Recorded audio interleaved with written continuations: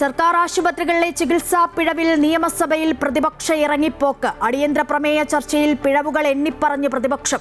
ആരോഗ്യ കേരളം വെന്റിലേറ്ററിലാണെന്നും കേരളത്തെ പൂർണ്ണ ആരോഗ്യവതിയാക്കണമെന്നും പ്രതിപക്ഷ നേതാവ്. ആരോഗ്യരംഗത്തിന് കേരളം മാതൃകയെന്ന് മുഖ്യമന്ത്രി. ആരോഗ്യ മേഖലകളിൽ ഏറ്റവും മുന്നിട്ട് നിൽക്കുന്ന സംസ്ഥാനം കേരളമെന്ന് ആരോഗ്യമന്ത്രി. ദേവസ്വം ബോർഡിലെ കൊള്ള തടയാൻ ഹൈക്കോടതിയുടെ നിർണായക ഇടപെടൽ. അക്കൗണ്ടുകൾ പൂർണ്ണമായും ഡിജിറ്റലൈസ് ചെയ്യാൻ നിർദ്ദേശം. സോഫ്റ്റ്വെയർ വികസിപ്പിക്കാൻ കിൻഫ്രയ്ക്ക് ചുമതല. ശബരിമലയിലെ കട്ടിളപ്പാളികൾ പൂർണ്ണമായി മാറ്റിയിട്ടില്ലെന്ന് VSSC ശാസ്ത്രജ്ഞർ കോടതിയിൽ. രാഹുൽ മാങ്കൂട്ടത്തിൽ ജയിൽ മോചിതൻ. മൂന്നാം ബലാത്സംഗ കേസിൽ ജാമ്യം അനുവദിച്ചത് പത്തനംതിട്ട കോടതി. ജയിലിന് പുറത്ത് യുവമോർച്ചയുടെ പ്രതിഷേധം. ആദ്യ പരാതിയിലെ ജാമ്യാപേക്ഷയിൽ ഹൈക്കോടതി വിധി പറയാൻ മാറ്റി.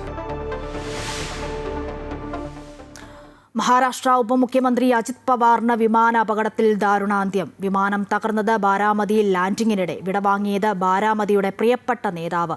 അജിത് പവാറിനൊപ്പമുണ്ടായിരുന്ന 4 പേരും മരിച്ചു. കാഴ്ചപരിധി കുറഞ്ഞതാണ് അപകട കാരണമെന്ന് വ്യോമയാന മന്ത്രാലയം.